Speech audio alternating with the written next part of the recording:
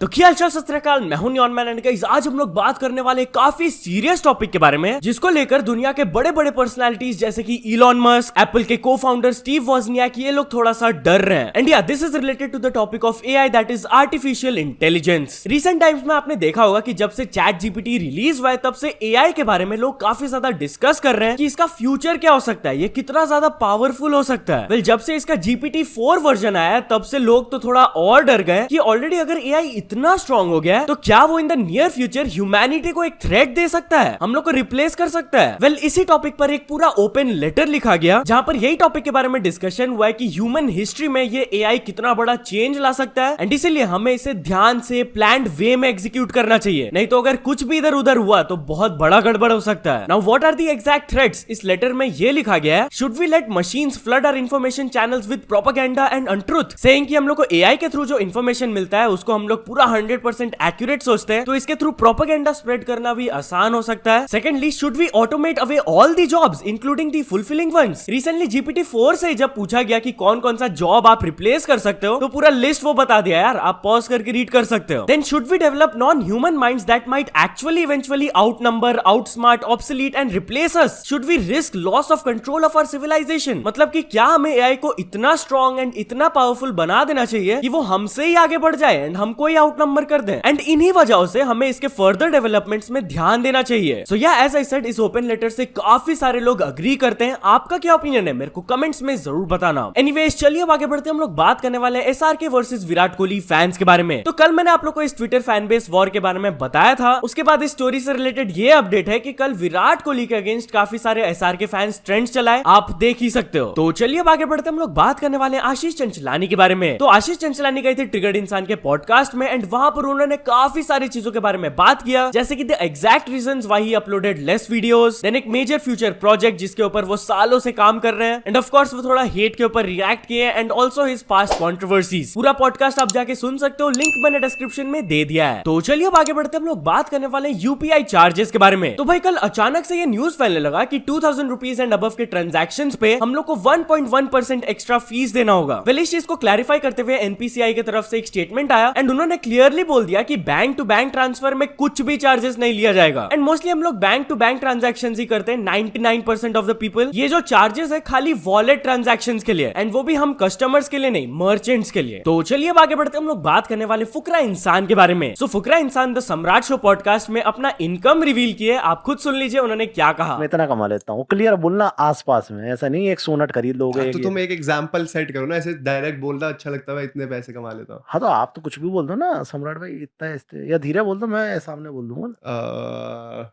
IPhone लेने जाओ हाँ तो 15-20 आईफोन तो खरीद ही सकते हैं।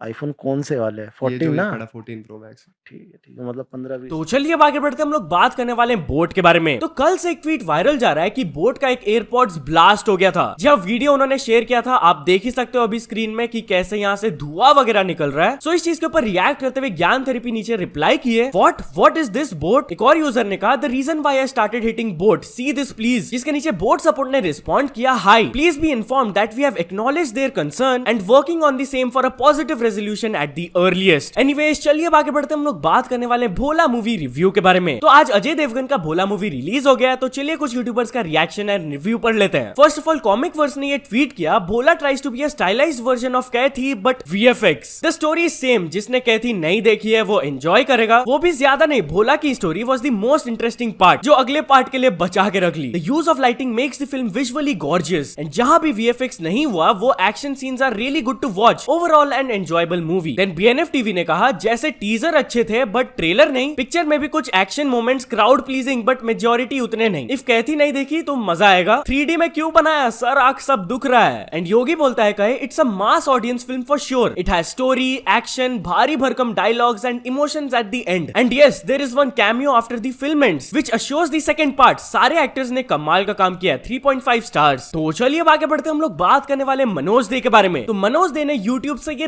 रिक्वेस्ट किया है, we want offline YouTube fan fest India again in 2023। जी आपको पता ही होगा लास्ट कुछ सालों से आफ्टर कोविड हैपेंड तब से ऑफलाइन फैन फेस्ट नहीं हुआ है, तो इसी से रिलेटेड वो रिक्वेस्ट कर रहे हैं। क्या आप देखना चाहोगे ऑफलाइन फैन फेस्ट? मेरे को कमेंट्स में अपना ओपिनियन जरूर बताना। तो चलिए अब आगे बढ़ते हम लोग बात करने वाले हैं साइंस एंड फन के बारे में। तो साइंस एंड फन कल अपने चैनल में एक वीडियो अपलोड करके बताया कि एक दूसरा टेक प्लेटफॉर्म है, वो उनके स्टूडेंट्स को कॉल करके उनके नाम पे कोर्सेज सेल कर रहे हैं, विच इज एब्सोल्युटली अनएथिकल। अगर आप देखना चाहते हो ये वीडियो तो link is in the description. So या तो चलिए अब कुछ अचीवमेंट्स के बारे में बात करते हैं। तो फर्स्ट ऑफ ऑल आरबी पारस ने कंप्लीट कर चुके हैं 100 के सब्सक्राइबर्स। देन GW बिलाल ने भी कंप्लीट कर चुके हैं 100 के सब्सक्राइबर्स। देन गेमिंग इंसेक्ट्स ने कंप्लीट कर चुके हैं 500 के सब्सक्राइबर्स। देन ऑलराउंडर वाइन्स को मिल चुका उनका silver play button. Then Anuj टटर को मिल चुका उनका golden play button. So many many congratulations to all of them. तो चलिए अब कुछ इंटरनेशनल स्टोरीज के बारे में बात करते हैं। तो फर्स्ट ऑफ ऑल हम लोग बात करने वाले जस्टिन बीबर के बारे में। तो क्या जस्टिन बीबर म्यूजिक को क्विट करने वाले हैं? या कल उनसे रिलेटेड ये रिपोर्ट्स आने लगे कि अपेरेंटली वो म्यूजिक को क्विट करने वाले हैं in order to focus on his health and marriage. In fact उनसे रिलेटेड मैंने रिसेंटली ये भी न्यूज कवर किया था कि वो अपने सारे पुराने म्यूजिक राइट्स को बेच दिए थे फॉर $200 मिलियन।